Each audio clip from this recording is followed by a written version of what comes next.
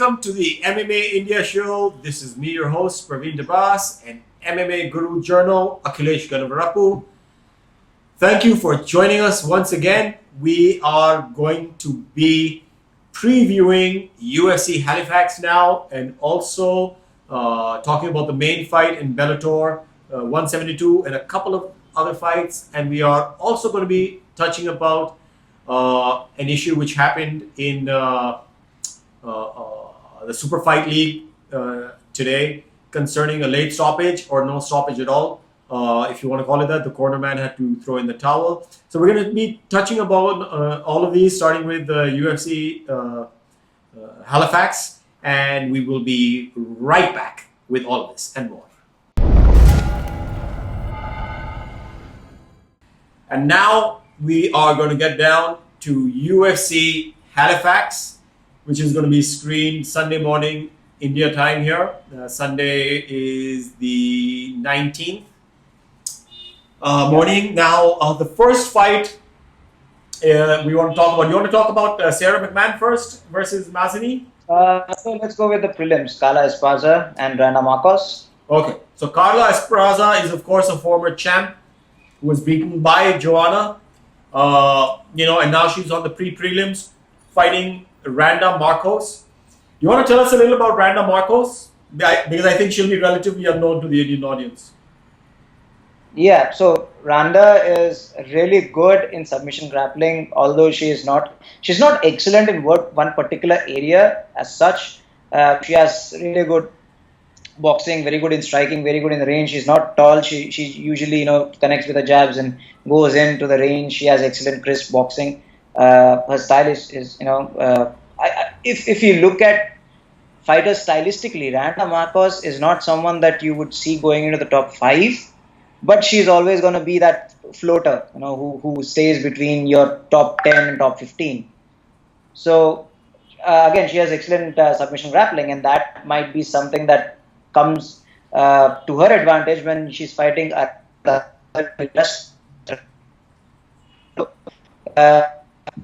tension between both of them during the TUF show where they participated, the strawweight tough season. So this was a couple of years in the making. Now it's going to be an interesting fight, mainly because Carla, after losing a title, has fought only once against Juliana Lima, if I remember. It was a fight that happened that was made in a relatively short time, and since then I think Carla has taken about 9 to 10 months off. So this you can see as Carla's way of making a run for the title once again, per se. While Randa Marcos, as I said, might not be that kind of fighter that goes into the top 5, but she's going to be a floater. She's always going to be within those top 7 to top 15 rankings. So do you think this fight has been given to Carla as a kind of warm-up back into the title contention? I think so, because putting Carla against anyone in the top 5 at this point would be cruel, I would say. Because who would she fight? Stylistically, it would be a very bad matchup for her to fight someone like Carolina, someone like Rose Namajunas, someone like Claudia Cadella, someone like Jessica Andrade. So, top 4, top 5 are the kind of fights that you would typically stay out, keep someone like Carla Esparza away, who's just trying to make a run once again. She did phenomenally well during the TUF season. She was the inaugural UFC strawweight champion. So, and she hadn't fought for 1 year before taking a fight with Juliana at the last moment. Then now again they're putting her with someone like Randa Marcos. So, as I said, isn't your top 5 typical fighter that you would think is very aggressive, although has good submission grappling. You won't see her going, throwing submissions off her back. So I think this is a good warm-up. I wouldn't say it's a warm-up or a tune-up fight, but this is a good fight stylistically for Carla because she is very good in wrestling. So what she usually try to do is against someone like Joanna, who has a reach advantage, who has the height advantage, who is superior in the clinches, she just outclassed Carla. I don't see that happening with Randa. So, she's going to take Randa to the ground and probably grind out a decision victory. Okay. Now, coming to the next fight, Sarah McMahon versus Mazzini. Next fight as in one of the fights we're talking about. Sarah McMahon, of course, has been a previous title contender, having fought Ronda Rousey. unsuccessfully, of course. And now, again, I don't know if you can call this making a title run, but it's a fight to keep her in contention, to keep her, going. Right, and she has only lost thrice in her pro MMA career, and all of those 3 losses came to either former or current bantamweight champions, because she lost to Ronda Rousey, she lost to Misha Tate, she lost to Amanda Nunes. Yeah. All of those 3 fighters have won the title. Course, yeah. And she's coming off a victory over Alexis Davis, who was also a contender not too long ago against Ronda Rousey. So Sarah McMahon, silver medalist in freestyle category in the Olympics, one of the best wrestlers in the division. Other than that, she also has good hands. She's also very good on the ground. She has some good ground and pound, as she showcased against Alexis Davis. So, and Gina, her opponent, she has fought 4 times in the past 8 years. So it's kind of an even matchup, because Sarah was initially expected to face Liz Carmouche, but this fight was made 2 weeks prior because Liz had to pull out. So they had to find a replacement, and they brought in Gina. So it's going to be a pretty easy fight, I guess, for Sarah McMahon, because her opponent isn't well versed in any one particular area, while Sarah is excellent in her wrestling. As I said, is really, really effective on the ground, can still go toe-to-toe on the feet. So I think this is an easy fight for her. She'll probably get a first round TKO victory. Okay. Now, next, Elias Theodorou, also known as the Spartan, and Ferreira, known as Mutante. Elias is of course, his nickname is the Spartan, but you always see him in the audience preening. He's a great-looking guy, and he's always preening. Right. And his Twitter, of course, is very interesting. And he's actually had a pretty good run in the last 4 fights. He's in his last 4, he's 3-1, having lost to Thiago Santos, right, but having wins over Sam Alvey, Roger Narvaez, and Bruno Santos. Right. The one thing that people know about Elias is his hair. Yeah, of course. His first fight was sponsored, if I'm not wrong, by a hair conditioning company. Yeah. So he takes care of his hair. So he has been out, but whenever you look at Twitter, the one thing that he keeps constantly talking about is his hair, or is his conditioners, or the way he grooms his hair. So at this point, he's facing a pretty tough opponent in Cesar, because Elias is someone that likes to grind fights out. So, he's not someone that stands out again in one particular area, but he has excellent cardio and conditioning. So that has always been his strength. So he has always been able to ground decision victories out. And that is something I think he needs to do again against someone like Cesar, who is excellent kickboxer and has excellent wrestling, excellent grappling.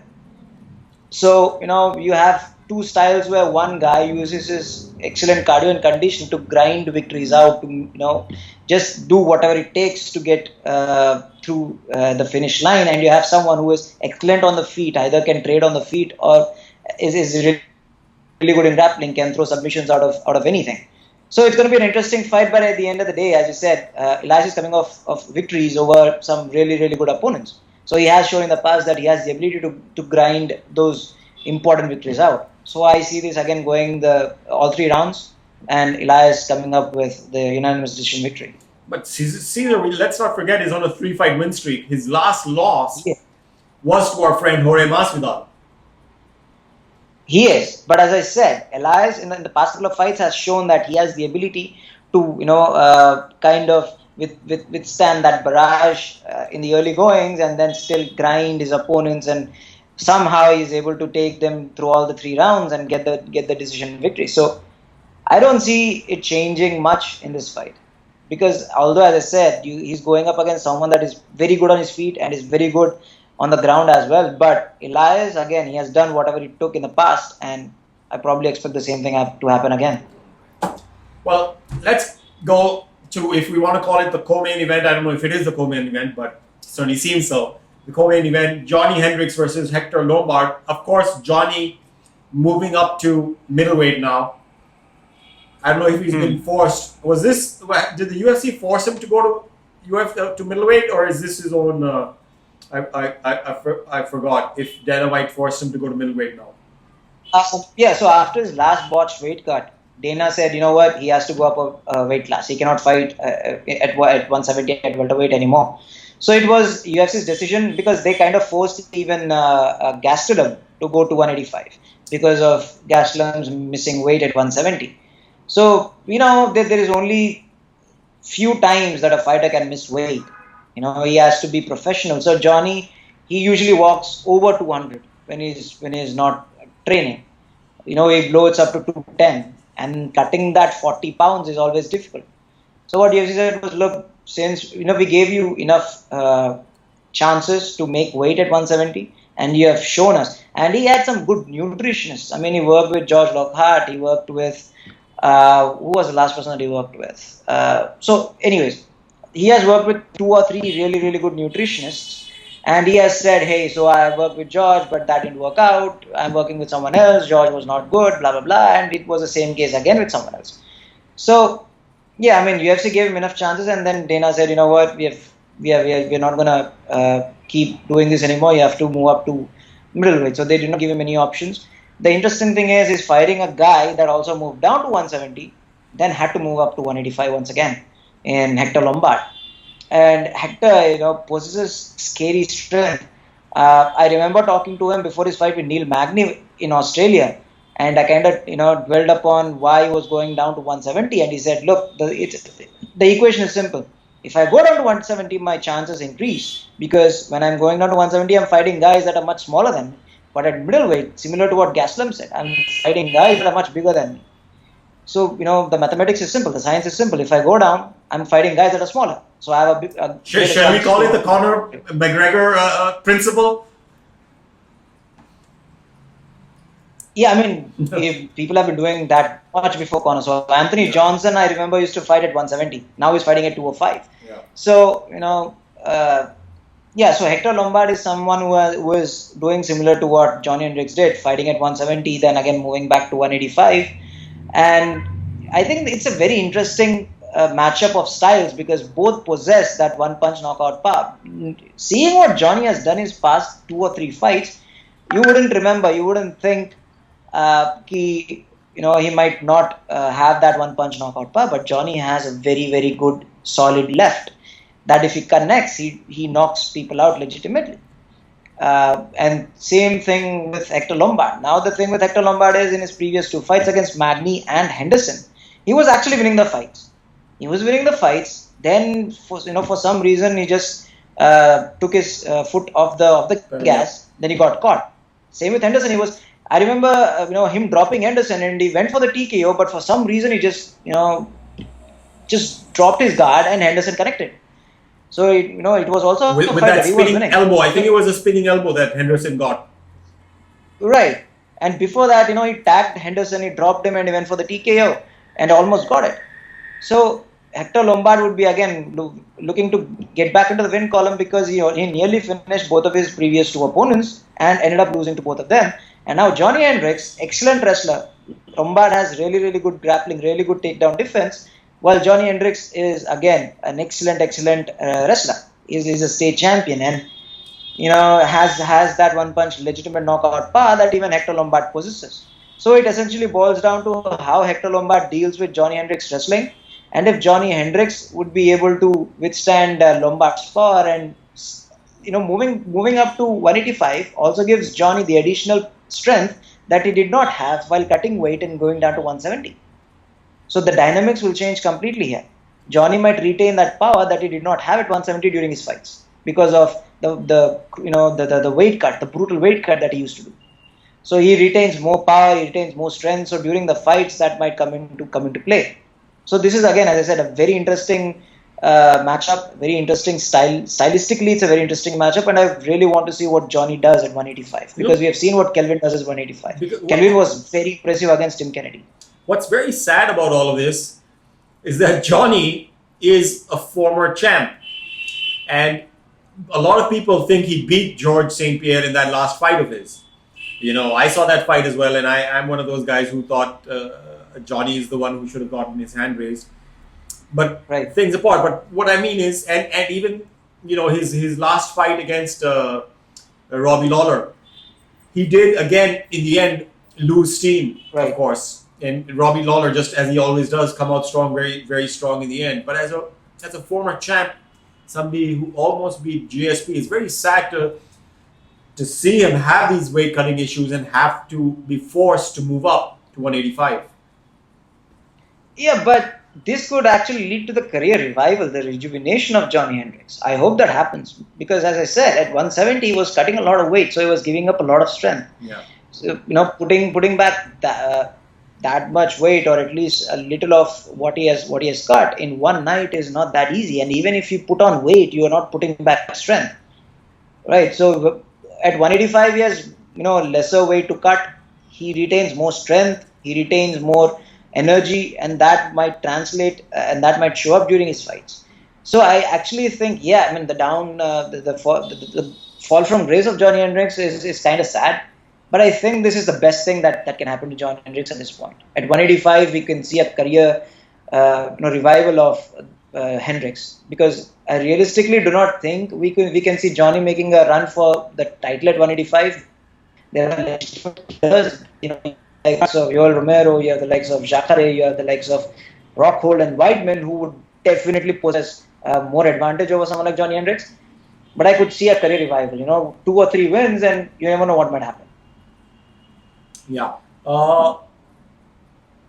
Who do you think is gonna, because both guys need to win now. They're both gonna be very desperate to win. But so who do you see? I see Johnny Hendricks grinding out a unanimous decision victory, because, as I said, he has excellent wrestling. Now the thing is, at 185, as I said, he retains more energy and strength, which directly translates to how he wrestles on the ground. He has more energy to take his opponents down and grind them, which he might not have had at 170 due to the brutal weight cuts. He might not have had the same amount of energy or same amount of strength to do that. So at 185, we can actually see Johnny Hendricks doing what he does best. So I see Johnny getting the unanimous decision victory. Yeah. Well, moving to the main event, Derek Lewis versus Travis Browne.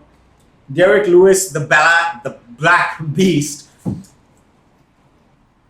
I'm always a little, if we want to get a little move away from MMA, when he calls himself the Black Beast, I sometimes find it a little strange, because, if somebody else had used that term for him, it would have gone into the racial, what Tyrone Woodley keeps talking about. But, that's his own nickname for himself. So, fair enough, But he does fight like a beast. And out of his last wins, I think the most impressive was over Roy Nelson. Roy Nelson being the biggest name that he's beaten in his last, I think, 4 fights.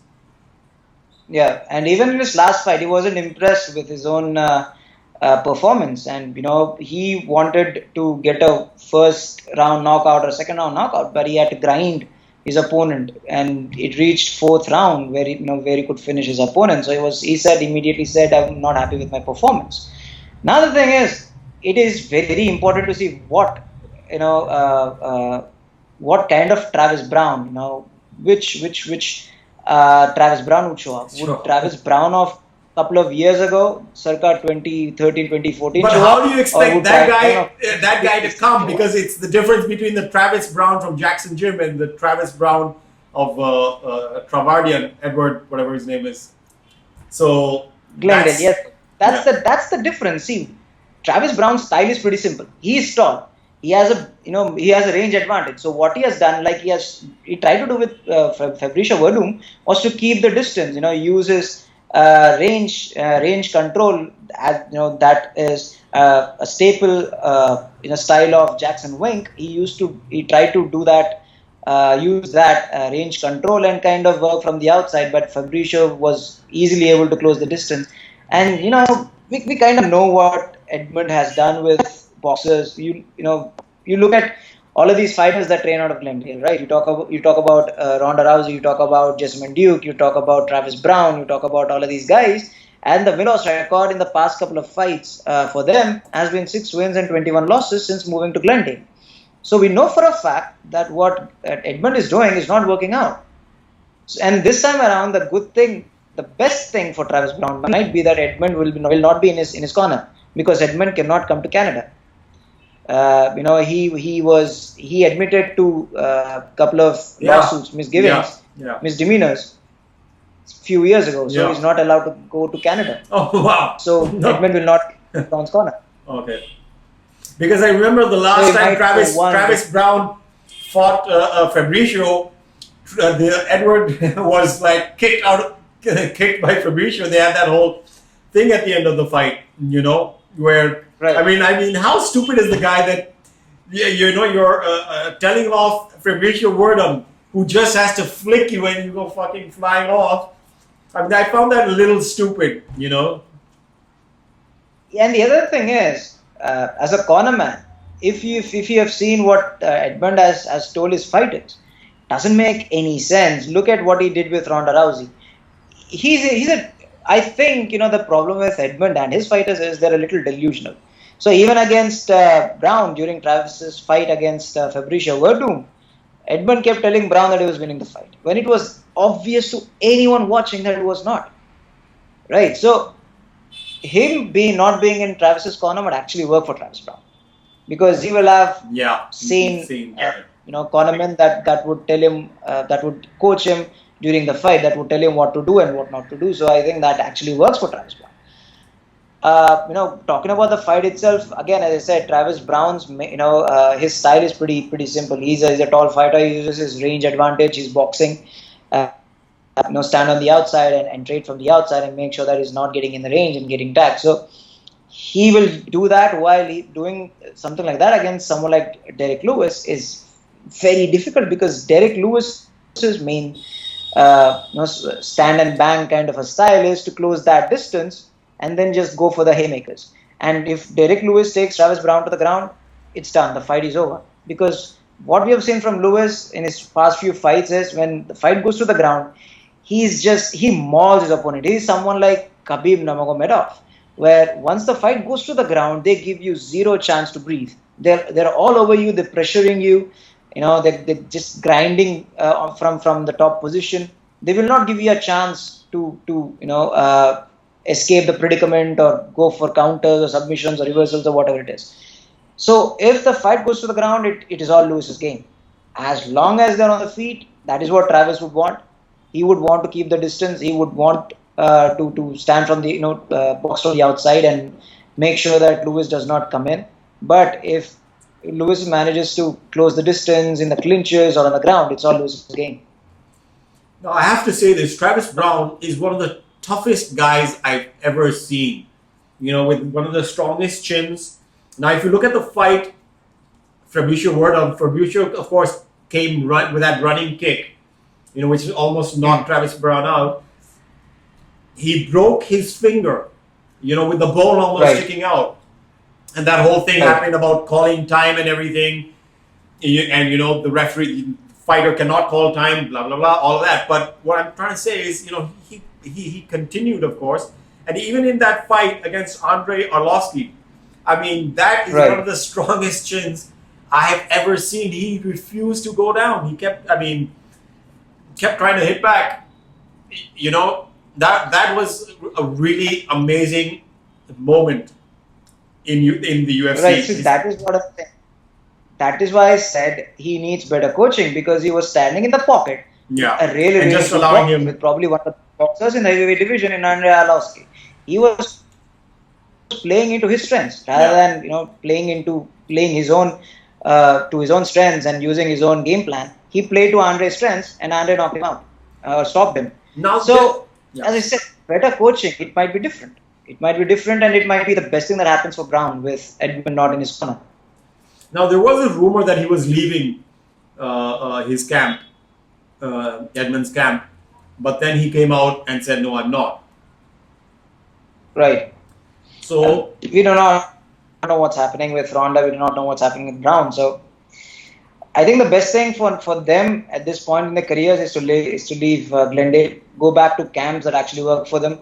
Ronda, as I said previously, if she works with someone like Mark Henry or Firas Zahabi, would be excellent for her, would be the best thing to do for someone like Ronda Rousey. And same with Brown, going back to Jackson Wink, or working again with Mark Henry, or just, or going to even ATT, which suits his style. Just, get away from Glendale. That's the thing that everyone is telling them, and they should listen to them.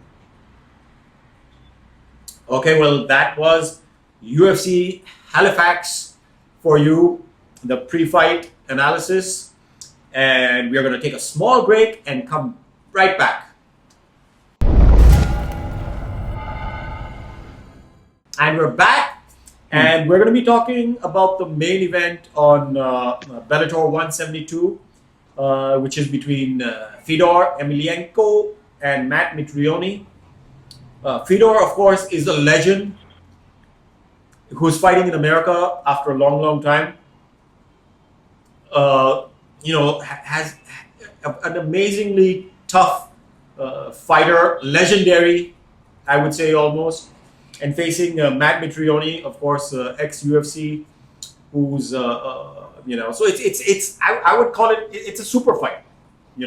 There's no better way, I think, to describe it. It's a super fight. It's going to get Bellator a lot of eyeballs, and I think it's going to be a great fight as well.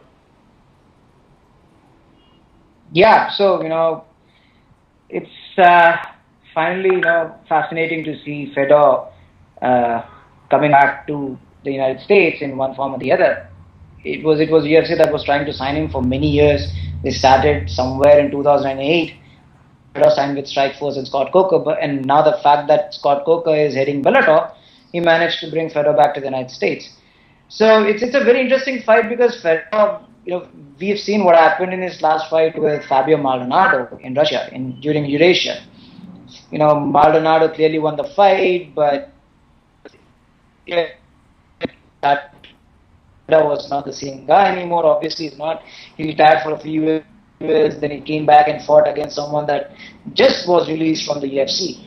But now he's going up against Matt Mitrione again. Solid wrestler. Doesn't stand out in one particular department, like the fighters, but has really solid wrestling. Is really good on the feet. But Fedor's staple during his previous fights, at least, was the fact that he was excellent on the feet, but when the fight hit the ground, he just mauled his opponents. Fedor is widely considered to be the best ground and pound artist in the sport of mixed martial arts.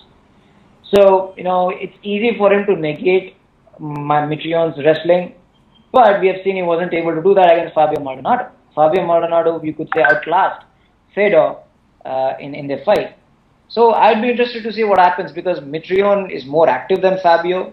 Mitrione, I think, is better on the ground, much better on the ground than Fabio. So, yeah, it's an interesting fight. It's interesting because Fedor is fighting in the United States after 5 to 6 years. Yeah.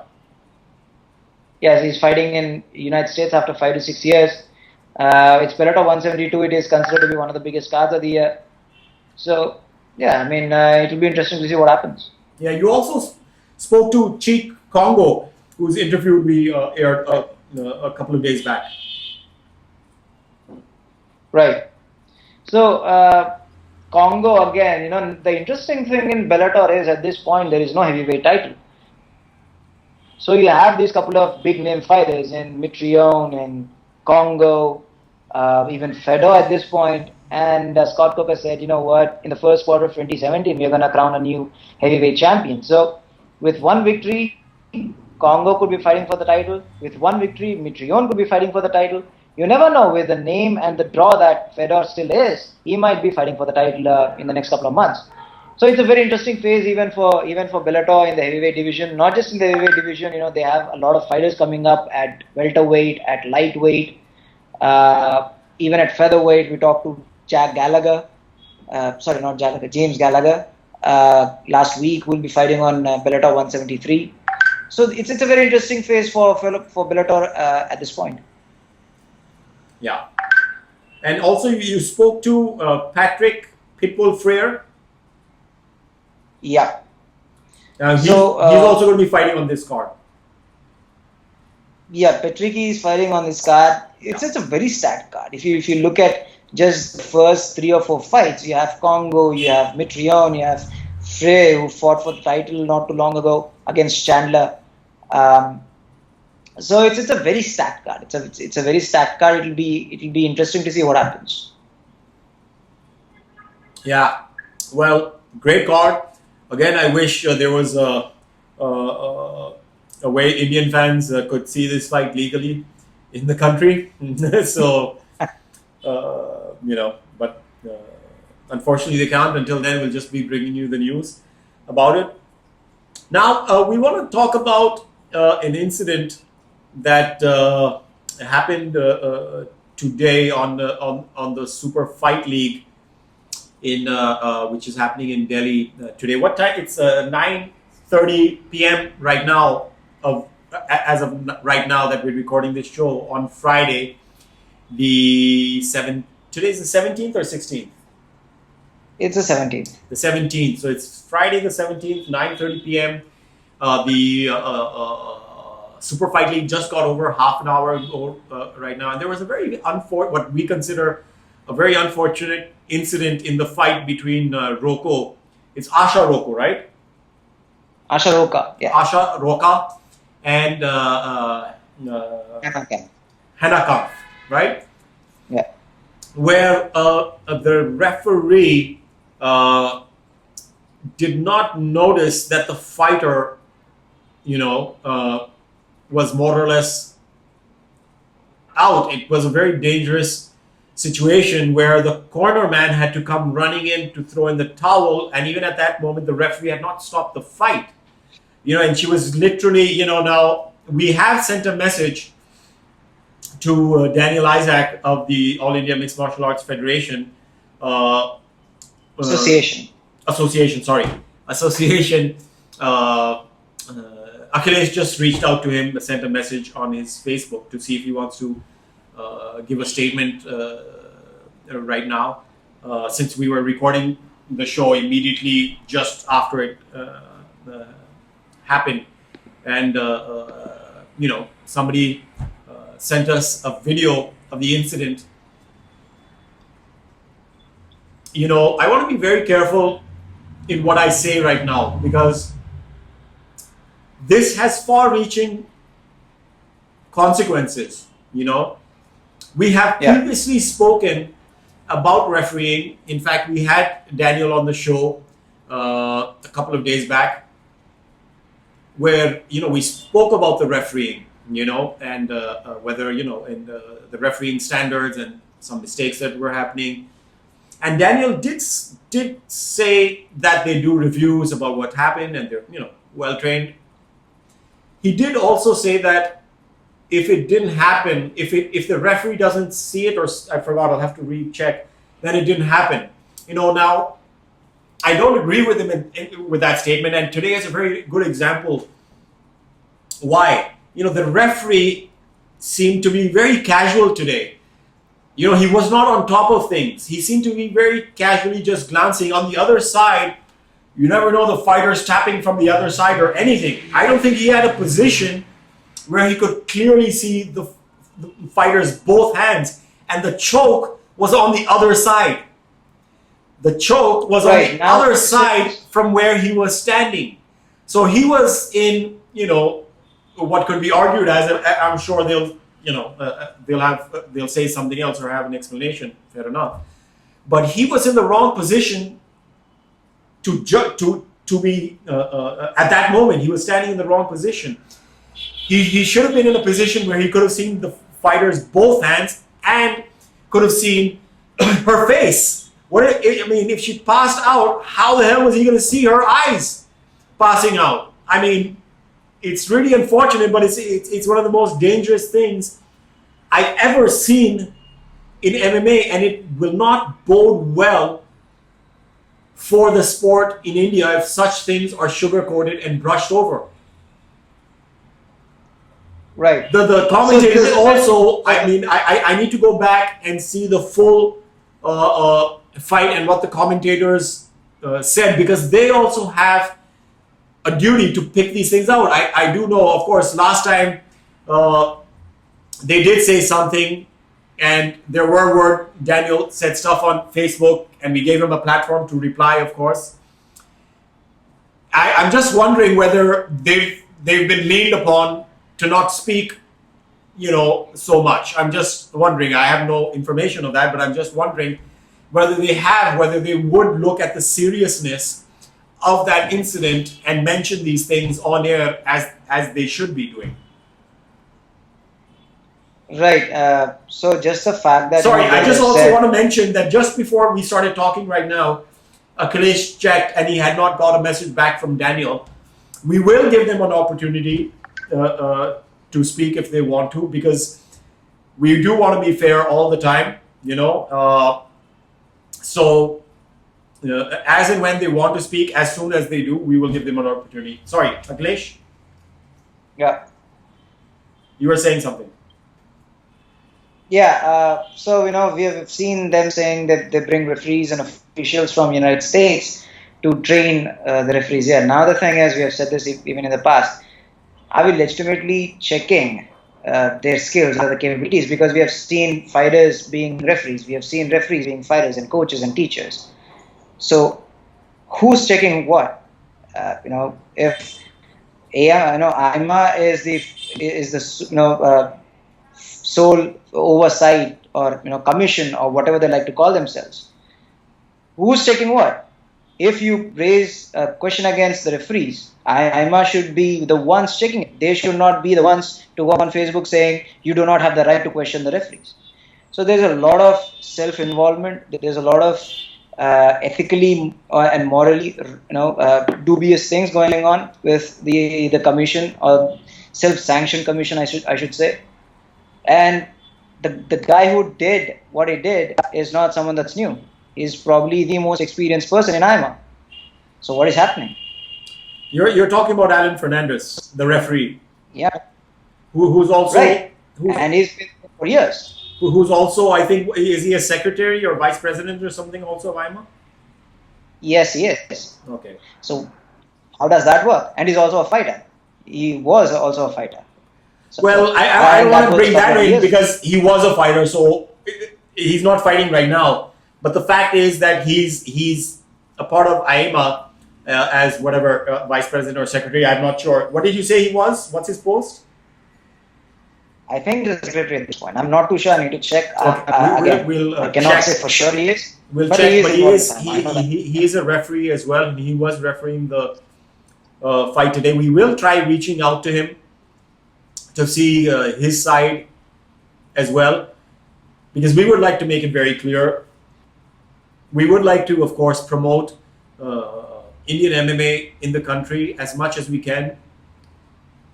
But at the same time, if there is something that we see which is not right, that can be improved, we need to talk about that. In fact, we brought this up with Daniel the last time, and he agreed as well that we need to criticize and look at these things. So I do hope that he will look at this and come up with some answers, because what we saw tonight was something that could have turned very, very dangerous, and if not for the guy who came running in with the towel. So that was Dennis Hallman. That was the coach. It's not the duty of the coach or the cornerman to stop a fight. This is not boxing, to throw in a towel and coming into the ring whenever they say something is going on. That's what's surprising about it. That is what I'm saying, is even at that moment, the cornerman, coach, Dennis Hallman, I wasn't aware, came running in. He had to come running in to stop the fight. The referee had still not stopped the fight.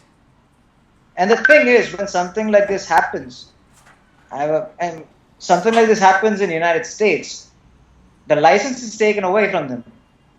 But he is a part of the commission. Who's going to take away his license? These are the ones that are giving license to these guys to referee the fight. So are they going to take away their own license? That's not going to happen. So what is the solution in here? And the thing is, Alan Fernandes at that point was in a wrong position. Now, there are no two ways about it. He was not supposed to be just standing still and watching the fight. He was not supposed to do that.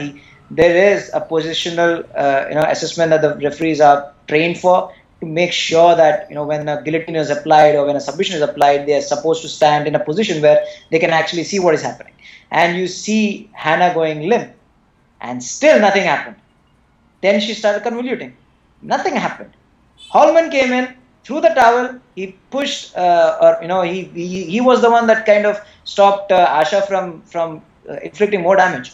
That's not the duty of the cornerman or the coach or anyone else. So when you say the referees have, it's the sole discretion of the referees. They are, you cannot question them or they know their job. No, definitely not. So that is something that needs to change. This is a dialogue that needs to happen.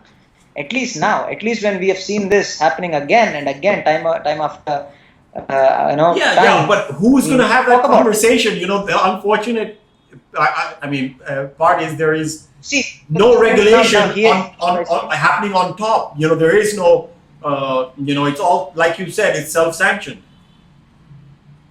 See, this is where even if people go on Facebook, go on blogs, go and rant about how we are keyboard warriors and we just speak, fair enough, someone is raising their voice. You're not doing something that is benefiting the sport. What you're doing I'll is be very frank with you. The media from talking. I'll be very frank with you. I don't care what anybody says. They can say what they want. That doesn't matter.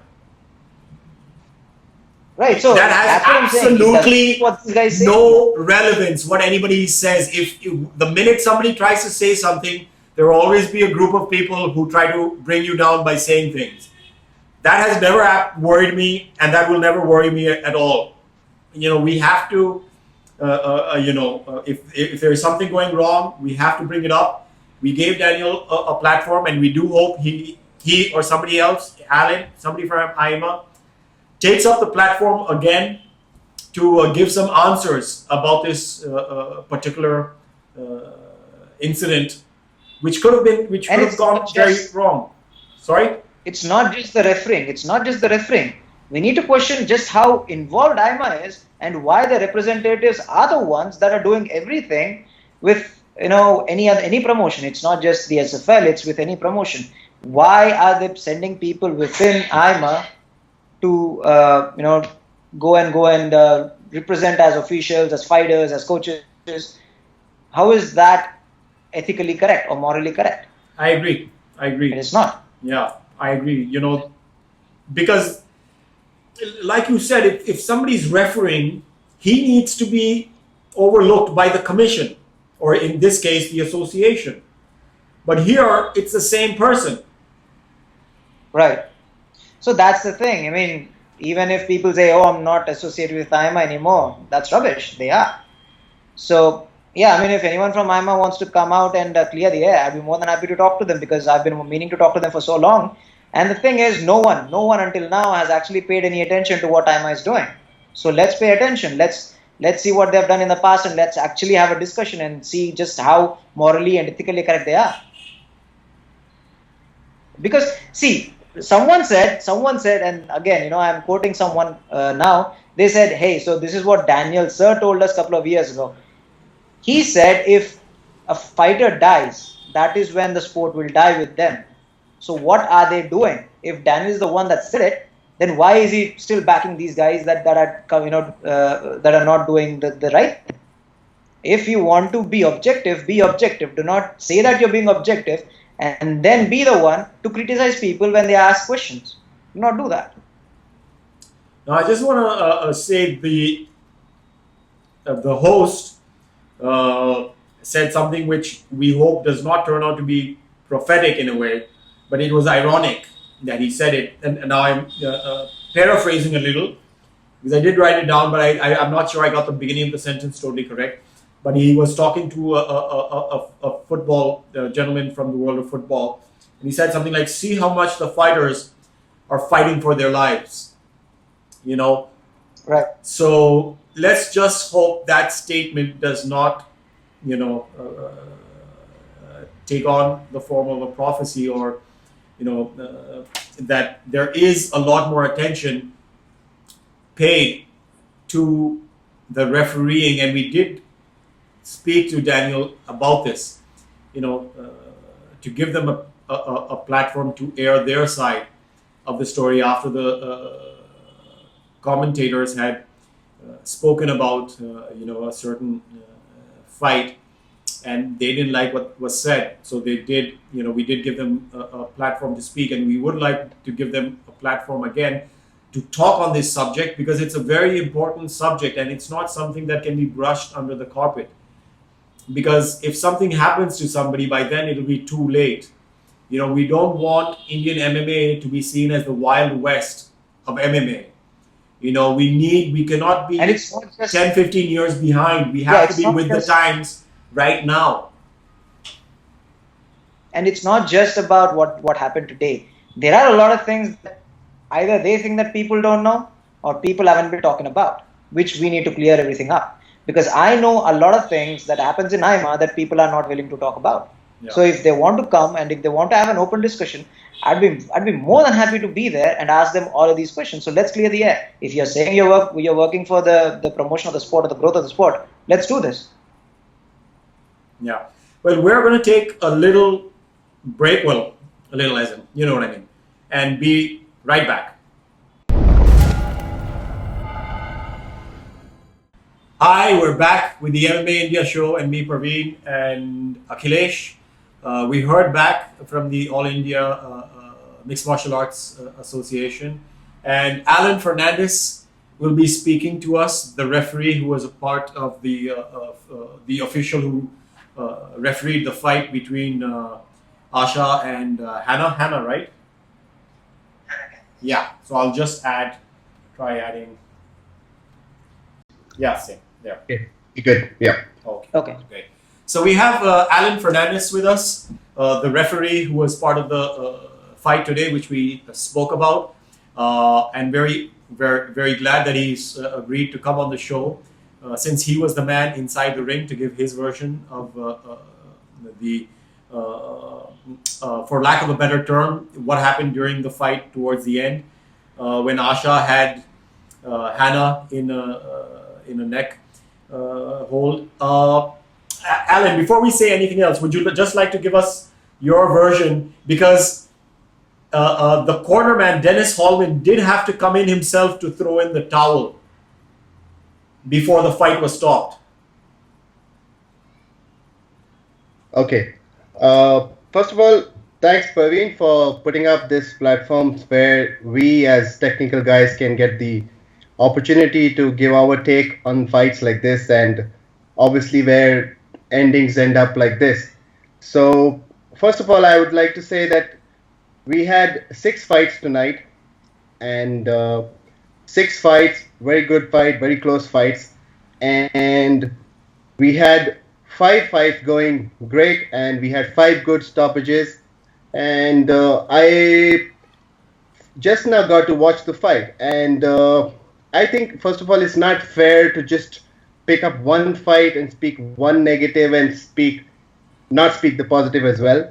So before you say that, see, we have been talking about a lot of positives of SFL. We've made a list of the top 5 fighters as well.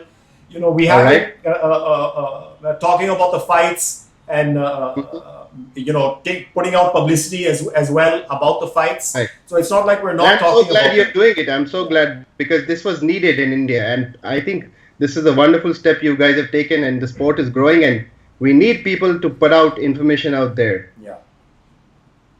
Yeah. So Alan, you talked about the technicalities. Yeah. First thing I wanted to ask you is, your position, because when it's a guillotine and when the sorry, Akhilesh, I'm just going to stop you there 1 second. Sorry, Alan, I want your version first, because you haven't said anything yet. You only said that we're talking about one negative, if you want to call it that. But okay. But we still want to. So I'll go first, if I may. Yeah.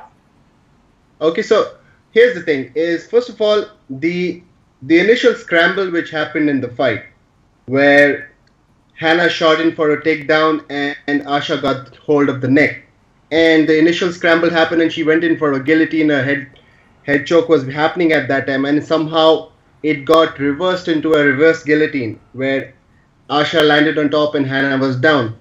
So first of all, I didn't have enough space to go on the other side. Secondly, the idea which I had of the fight positioning was either I see her face or I see a hand. So in order to see a hand tap, I needed to be on the side where the hand was. So I get to see it just one-dimensional. what the world gets to see is 8 different angles.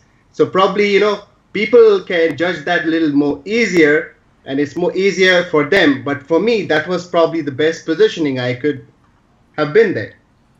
Okay. So, just to retort, Yeah. isn't it beneficial? Isn't a referee supposed to be in a position where he can be on the top of the action? By top of the action, I mean in an angle where he can see the choke hold as well as the hand. If you had gone on sideways, if I would definitely say it's a human error. We all make mistakes, but what I would say at that point of time, I did not have a chance to step over the fighters and have an angle where I could see her face, where the eyes would roll back.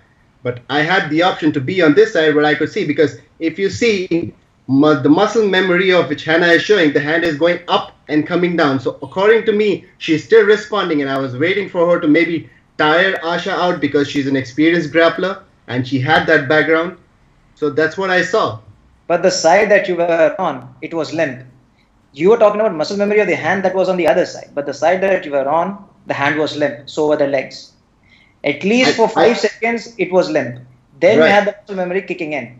So at least for 5 seconds, when you had the whole body going limp, wouldn't have been better to step over. But to bring this to a point of clarification is that as I've come back, I've got to see the fight now. At that moment, what I got to see was a totally different version. Now I get to see where exactly was the positioning. Now I got to see exactly where the hand was. But from my point of view, at that point, I think that was the right place for me to stand. I may have made an error in that, and I am accepting it's a sport. Everybody makes mistakes, and I feel there's a human error here, and we all.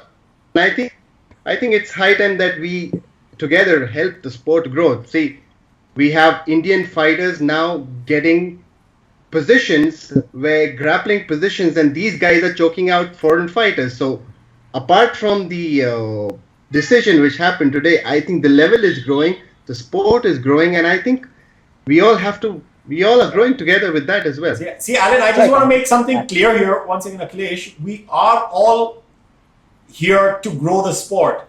And I spoke to Daniel about this as well. Okay. We want to talk about the positives, but I asked him very clearly, talking about the positives, does that mean we should sugarcoat and brush under the carpet when something happens which may not be, if you want to look at it in negative?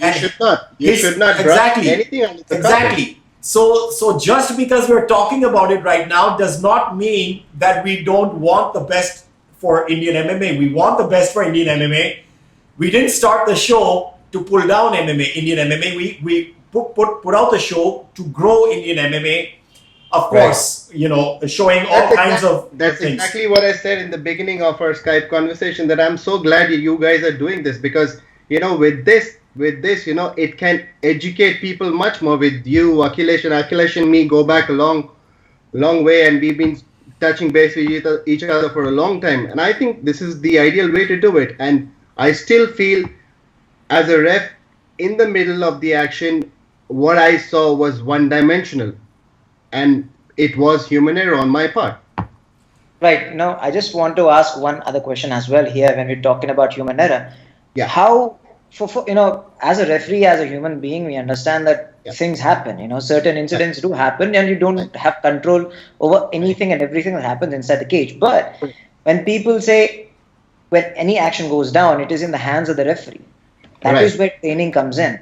So how important, or just give us an update or just an overall scenario of the training that these coaches are going through. Because when we say, hey, so if someone is probably going for a late stoppage, then we have, a lot of people coming on social media platforms and saying, who are you to judge because you are not trained? Yes, we are not trained, but isn't that the job of the referees to get trained? It's not the job of us as media to get trained and know exactly when the late stoppages are. So just can you give us an overall scenario about the training that is happening for the referees in India? See, Akhilesh, I'll be very honest where training is concerned. See, everybody goes through a training program. Everybody goes through a training module. Everybody goes through the number of hours they put in for training. And all of that is done the way it is supposed to be done. An MMA fight, me being a fighter myself, it's one of the most unpredictable things which can ever happen on the planet Earth.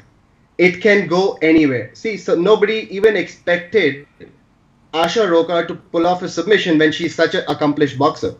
So, on the other flip side, if you go to see, Hannah is supposed to be such an accomplished grappler, and at that point, I'm saying, okay, Asha's going to get tired and Hannah's going to come back from this. But it just didn't happen that day. So, training is being done, training is done, and training, believe me, the best training which somebody can ever do is be there in the middle of that. And you're always learning, you're always facing new scenarios. So we all go in prepared, but things happen. Right, so I understand that, but you still haven't given me an answer as to what the training scenario is. So what do you want to know about the training scenario? Like how many hours do you put in to train yourself? When we are talking about Indian referees, because in the United States it's crystal clear. You have a union for referees who make up what training goes on and how many hours they put in, anything and everything like that. Right. So in India, when you have fights and you're saying, okay, this is a referee that is very experienced, that has judged or that has taken, that has refereed many fights. Right. What is the training criteria? What goes on with these referees to make sure that they are experienced enough? So it all starts with the kind of bookkeeping that you got to do with the amount of hours a referee is putting in, starting from national competitions to district competitions. Then they have to have a number of fights on their belt, and that training regimen enables them, the number of fights they have been doing, that enables them to be a referee at the highest stage. And we've been doing that. It's not that today I just decide, okay, I want to be the center of attraction and make me the referee. It doesn't happen like that. You can't do that with a sport like MMA. It's not fun and games inside there. So everybody who's inside, everybody who's going in, Akhilesh, is going in trained. Right. So that is what I'm asking. What is the training criteria that goes on? You're saying they're trained. What is the criteria? What is the criteria that you say that a referee is trained or experienced? So for a referee to train and be expert enough to get inside the cage, he has to go through an exhaustive training of theory and practical throughout the year. Okay. The guy is putting number of hours in the exam, in the training, which is practical as well as theoretical. By the time these guys are put inside the cage, whether it's a domestic circuit, whether it's an international circuit, whether it's a professional circuit or it's an amateur circuit, these guys just don't step in because, okay, sir, today I want to go inside. It doesn't happen like that. So each of the guys, including myself, even though I've been a fighter, I've been inside the cage, I know what it takes to be inside. I go through a training program myself. And we get certified after that, then only we step inside the cage. Right. And who certifies this? Who certifies you as a referee? So we, being the national representative of IMMAF, we have gone through extensive training courses with the IMMAF. We recently did another course, and all the guys who have cleared it, there are many guys who did not clear it. They haven't even stepped inside the cage because that's how it is. If you clear it, you do it. If you don't clear it, you don't do it. Right. So you are saying you're certified by IMMAF, because I want to just get this crystal clear. You're certified by IMMAF? Yep. Okay, so they give you the certificate. So if anything happens, it's IMMAF is the one that takes the fall. If you have to, if something happens and a fighter dies per se, and the referee might not have done his job, IMMAF steps in and takes away their license. Am I correct in saying this? So if it's totally an IMF decision, because at the end of the day, if I'm going to be certified by an organization, I obviously owe an explanation to the organization. Right. So if that's what I just want to get this crystal clear. Yeah. The license for referee is revoked by IMMAF. Right. And IMMA has no involvement in any of this. Pardon me? IMMA, the association in India, has no involvement in any of this. Involvement in as in? Sorry, I didn't get that part. Involvement in the in referees getting the license or getting the license revoked. IMMA has zero say in any of this.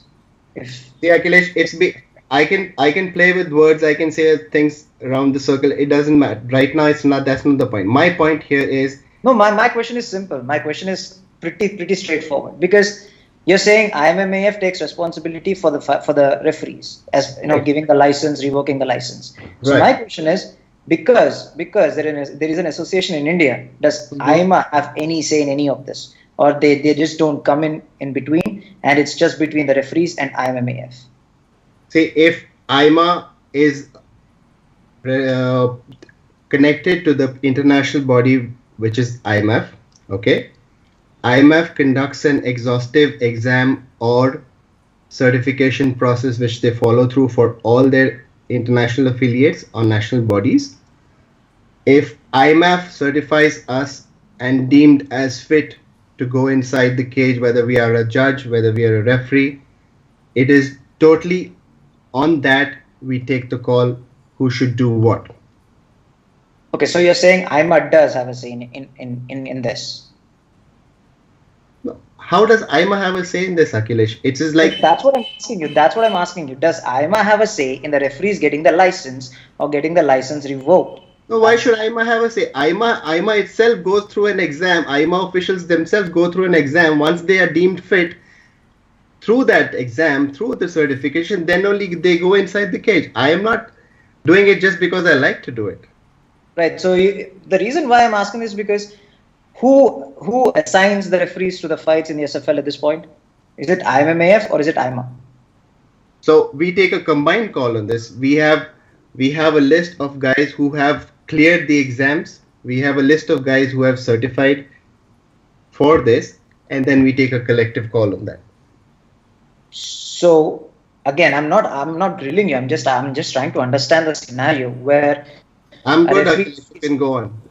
a referee is given a license. So you're saying IMMAA is not in this alone. IMMAF needs to be here. IMMAF and IMMAA take a call as to who referees a fight. So that is But- totally no. IMAF by itself has given us the certification. Okay, let me clear that for you. That's one. Second, once we are cleared to do a particular job, then IMA by itself here take the decision who does what at a particular promotion. Does that make it clear enough for you? Yeah, but you said IMMAA has zero involvement. You said they're doing this because they like to, which is why I asked you about IMMAA's role in all of this. So, per se, for SFL, let's take SFL's example. The referees, the cutman, and everyone else, they are Right. assigned by IMMAA and not IMMAF, if I'm right. So, you said IMMAA has zero say in who referees in SFL fights or any fights per se, because it's IMMAF that gives them the authority. No, or gives I answered you about the training modules. When you asked me a question about the training modules, you said, where do you get your training sorted from? I answered you regarding IMF where that is concerned. Once we are certified by our international parent body, then obviously we take a call if a particular promotion comes up and says, this is what we want to do, we want to do this. How do we approach? Then IMA by itself, being the national body for that, takes a call on that. Okay, so my question then is, isn't it a conflict of interest for IMA to be the federal, the oversight, the commission, quote unquote, because in India you do not have federal oversight on anything in MMA. So being quote unquote commission isn't it a conflict of interest to be a part of IMA and be involved in these fights? Because as I said, in US, it's crystal clear. The referees are not a part of state athletic commissions. Referees do not take part in state athletic commissions. The commissions are different. A referee union is different. So what? Yeah, but they are under the athletic commission. They are under the athletic commission, but it's not a conflict of interest. They are a union. They are not part of the athletic commission. But They're not sitting on the bench of the athletic commission. They only work under the commission. Commission certifies them. Commission licenses them. So they certify them. My thing is, if anything happens, the referees in US have a union. They are under the umbrella of a union working for athletic commissions. So that is a different topic. In India, it's IMA and people from IMA. Let's talk about India now, bro. Let's not talk about the US. I'm drawing parallels here. I'm drawing parallels. You cannot draw parallels for a 25-year-old industry which is settled down in the US to something which is probably like a 7 or a 6-year-old professional MMA in India. I think it's unfair to do a parallel on that. Sports. I'm not drawing parallels between the sport. You just said it. Parallels in how commissions work. I'm drawing parallels in how commissions and the referees work. So again, coming down to India itself, my question is simple. Isn't there a conflict of interest when people from AIMMAA are the ones officiating in promotions? Why should it be? Why should it be if we are the commission as well as providing referees for the promotion? Why should it be a conflict of interest? Because commissions are the ones that take away or that levy any impositions on the referees. Because it's crystal clear. I said it's simple. Commissions are the ones that take a decision. Correct. But if you're a part of the commission itself, isn't that a conflict of interest? No, I don't think so. Because if athletic commission, or per se as what we call it in the US and what we call as in a federation or an association in India, if they have a training program for the referees itself, we are not even in a position to have a referee union because we don't have enough referees in our country in the first place.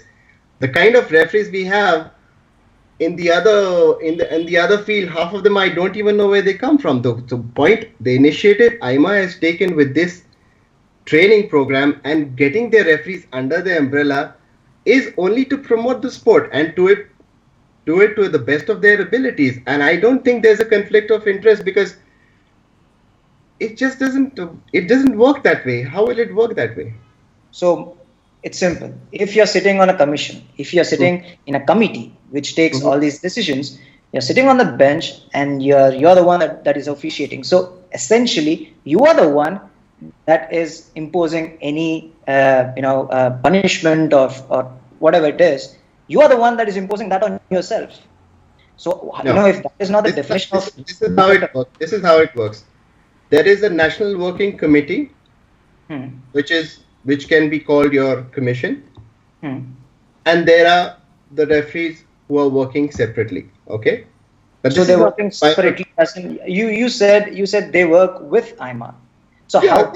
Just like the referee union works with Nevada State Athletic Commission, doesn't mean that they are hand in glove or whatever you want to call it that way. It is just these guys coming in together as two separate entities, but under one banner. So if I call Herb Dean tomorrow, he's going to be part of the commission. He will not be called part of the referee union. So does that mean? I disagree. I disagree about that. He will be a part of the referee union. He will not be a part of the State Athletic Commission. But he comes under the commission, bro. We are just playing with words here. No.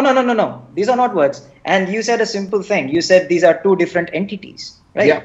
That is exactly what I'm saying. How are they two different entities in India if people from AIMMAA are the ones officiating in fights? Because these are the same people. For example, you being a vice president of AIMMAA, or someone like Samuel Lal Rosama who works with AIMMAA, they are the referees. So you cannot say you two are two separate entities. You are the same eventually, aren't you? I would like to disagree on that because why I would say that is, first of all, two guys doing two different jobs, identify them as per the job, right? Right. Okay. Me on one side, being a referee of the sport, okay, I totally do the job of a referee as per a referee would do anywhere else in the world. Say right now you're drawing parallels where the US is concerned. Right. Me being a vice president of AIMMAA, when I work in that capacity, I work in a capacity to bring in people competent enough or jump in myself to become somebody who we need to help grow the sport in the country. So I'm not disagreeing with that. But if that is not the definition of conflict of interest, then what is? That's all I'm asking. If that is not the definition, exact definition of conflict of interest, because you're not talking about two different jobs. You're not talking about being a referee and say, being a part of some union. You're talking about being a part of the commission and the people that the commission put inside the cage, because you essentially are the same people. Akhilesh, it's very simple. It's let's bring it this way. It's very simple for me, for us as an association, for us as a federation. The sport itself in the country is in a very, very, infant stage still. Even though we have promotions like SFL doing what they're doing today, we've had SFL in the past. You've been a witness to that as well. We've had a few promotions doing shows all over India, and a few small promotions here, and everybody's gearing up to do that. What we feel as an association or as a federation or a commission, which we might call it, is in the sense, because that relates to the sport, is bring in enough of the MMA culture into the country. Right. And we have been very fair in each role we are assigned. Right. Whether it is running the federation, whether it is being an official, whether it is being a judge. And I think what we are trying to do is get it all together. Once we reach a status where we can have enough people to do something like this, I think we would be in a great place, and I would wait to be part of that day. Right. So I'm not denying that. All I'm saying is that is a conflict of interest. Because you did not say that is not a conflict of interest once I explained exactly how you both are interlinked. Because you are the ones essentially that are referring in a fight being in AIMMAA. So the thing is, if there's federal oversight or if there was state oversight, because, I wanted to ask you this one other question. If, something has to be levied on the officials or anyone else, usually your athletic commissions or your commissions take care of that. But now, since there is this conflict of interest where these people are the same people that are inside the cage, do you have any state oversight on AIMMAA? You mean, do we levy any like a fine or things like that? That's what you're saying? That AIMMAA takes care of itself. Right. I'm talking about someone that looks after AIMMAA, or is it just MMA that does it, sitting in Las Vegas? See, we are directly under IMF in the sense where we have to update IMF what we do throughout the calendar year. We have a certain number of events that we are doing, a certain number of programs that we are doing.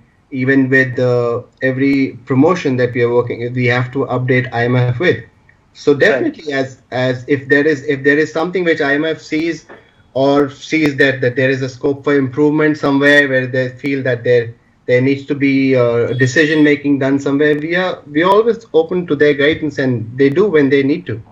Right. So my question was, for example, again, if I'm taking the example of United States, because that is the perfect example of commissions that I can find at the moment. Correct. They are a part of, say, the business and development sector of the state government. So they have state oversight. They do not have federal oversight, but they do have state oversight. Is there something like that where a state oversees the commissions in India? That is what my question was. Of course it does. In fact, I would still relate it to a parent body, because right now we are the top where the national body is concerned. And the only parent organization is us, obviously sitting in Las Vegas or their Swedish office. That's where they are. And for us, everything has to be referred back to them, because they are the international parent body for us. Well, no. So the question was, do you have state oversight? For example, I gave you example of how business and development sector of one state oversees the commissions in the United States. Similarly, here in India, do you have state oversight? I won't go to federal, because I know for a fact federal oversight doesn't work in MMA. It's still a nascent sport. It doesn't work. So do you have state oversight on AIMMAA? Yep. So can you please elaborate on that?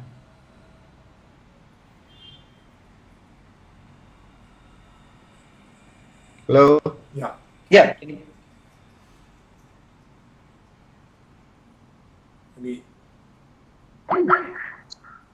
Here, Alan.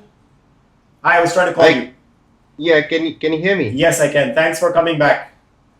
Yeah, I mean, this had to reconnect the connection. Okay, great.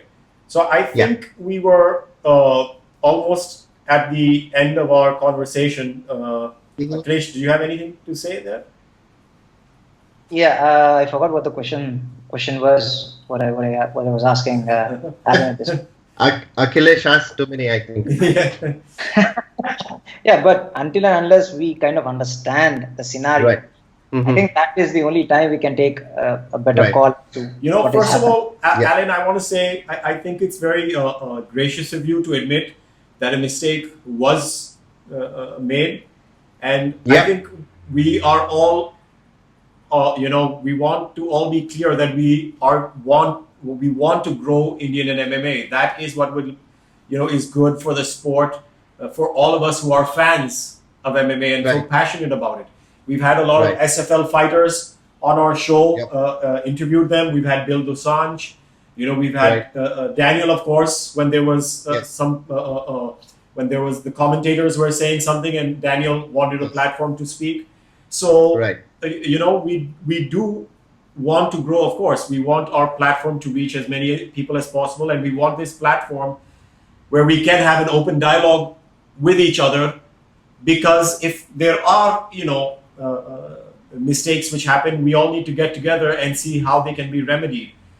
Of course, that's how it will grow, because that's the only way you're going to grow. Because each position, each moment it's a learning, and if the day learning stops, I think we'll stop growing. Yeah. So and I think we do need all of us, to get together sometime and put our heads together for the way forward, so that these areas of which are now, like you said, conflicts of interest, if you want to say, because there are not enough people or whatever the reason. But I do feel personally that we need to start, if we want Indian MMA to grow, start separating these roles.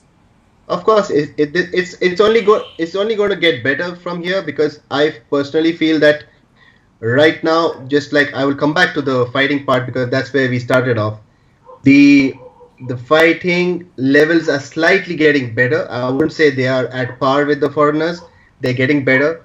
So once things like this start happening, that something is changing, and it's only changing it for the better. So today you had an Indian girl beating a foreign fighter, which is, I think, a first also. And it makes it much more easier to promote the sport. It's not a first. Roka's already beat the other in one of her previous fights, the 9 seconds. I'm specifically speaking about Roka, because she knocked out Angela Pink before. Yeah, exactly. That's what I'm saying.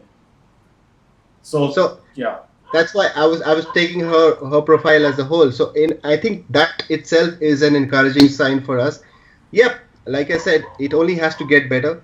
And AIMMAA will do whatever it takes to make the sport bigger and better, regulated, controlled. And with you guys coming along, it makes it a lot more easier. Thank you. I just want to ask one last thing. When I spoke to Daniel some days back, he did say that, whenever there are some problems or anything, then the association does get together and review those decisions. Right. So will the association be reviewing the decisions or anything that took place? And like we said, as I said, as we came on this conversation, just before that, that's the first thing I did was to watch the fights. And I saw the fight, and I admitted it. I admitted it right away to you guys. I wasn't like, there's nothing. I mean, it happens. It happens.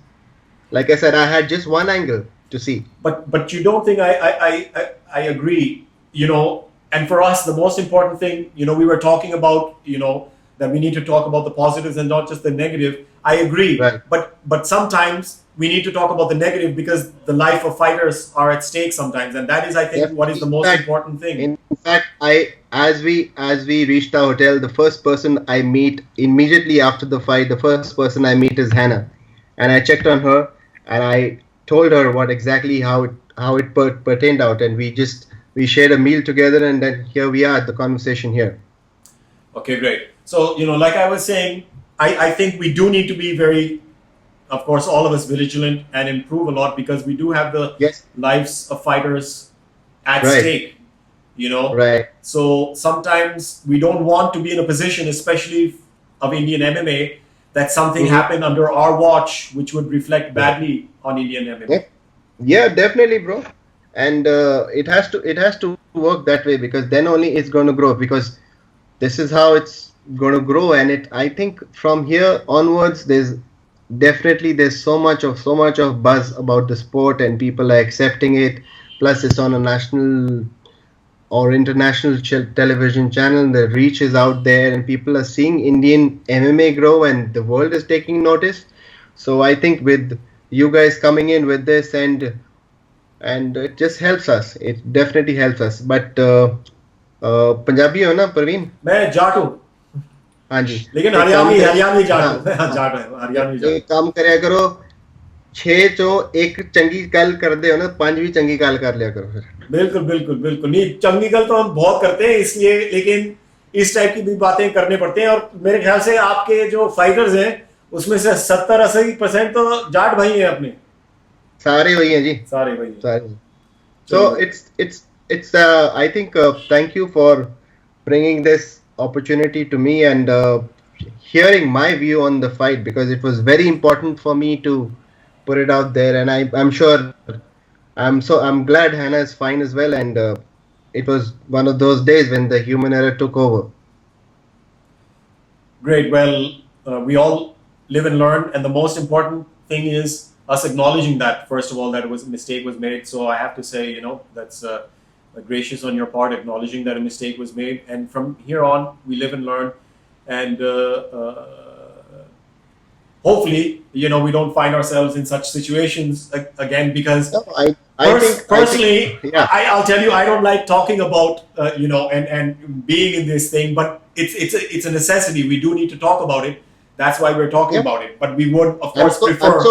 I'm so glad you guys have taken that initiative, because it's always been one-sided, and social media can be cruel and brutal sometimes, because it picks out one side. Yes. And with your show, with Akhilesh coming on board with his expert opinion, and you taking forward this torch of putting out it in the open, and it makes a lot. It takes so much the burden off your shoulders, because it helps people to understand exactly, okay, this also happens. It's not just what you see on camera.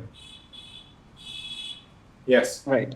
Totally. Can you believe there have been instances where we were standing in the right place, and the camera guy says, okay, don't stand here, because he's looking at it from a commercial angle. I'm looking at it from a fighter safety. Right. So there are a lot of things go behind the scenes, and thank you for having me on. Yeah. Well, one thing I want to say is, if you ever see another camera guy who says that to you, punch him in the face from our side, because there is nothing more important than the referee being in the right position. No, I just told him to talk to Akhilesh. Okay. Great. Okay. So thanks again, Alan, for being on the show, and hopefully we will chat again, and all the best for the rest of the SFL season. Thank you, guys. Hope to see you in person soon. Yep. Thank you, Alan. Take care. Cheers. See you, Akhilesh. Bye-bye. Yeah. Bye. So there we have it. We had Alan Fernandes come back, and I think we've dealt with this exhaustively. Alan has admitted that there was a human error on his part. Hopefully, because the lives of the fighters are at stake, we won't. Everybody lives and learns, and we won't see such a situation again. He also did, of course, acknowledge, a conflict of interest, being the referee and the vice president also. And hopefully we will come to a stage very soon when that is not the situation. So having said that, Akhilesh, do you have anything else to say? I think everything is out there for everyone to hear and see. So yes, I want to just ask again one question. I remembered again during the conversation, but I just did not want to ask him, because after the exhaustive set of questions that I've asked him, I just thought, it's okay. But he said there is a state oversight over AIMMAA. I need to know what it is. I need to know what state oversight AIMMAA has. Or what state oversight has. Okay. So that's the question, I think, that when we came back, you forgot that you had asked before it got cut. No, I remembered, but then I just didn't want to ask him. Okay. Fair enough. As far as I know, there is no state oversight. Right. Okay. Fair enough. So I think that is where it rests as of now. We will continue to bring you all the good news and issues from the Indian MMA scene. We will continue to put a spotlight on everything Indian MMA and international MMA, and continue to grow the sport of MMA in India, which we do also by talking about UFC and Bellator and One and all of the Invicta and all of the other promotions as well, Super Fight League, Zen, because we have fans of each. UFC, of course, being the biggest promotion in the world, and we have a large number of Indian fans in the country, and it is them we address mostly when we talk about it. So having said that, I think we've said a lot today. This is going to be a packed show, of course, and you are now witnessing the end of it. So thank you so much for tuning in. This is me, Parvin Dabas and Akhilesh Gannavarapu, saying thank you for tuning in and good night. Goodbye. Well, it may not be good night when you see this, so thank you and goodbye.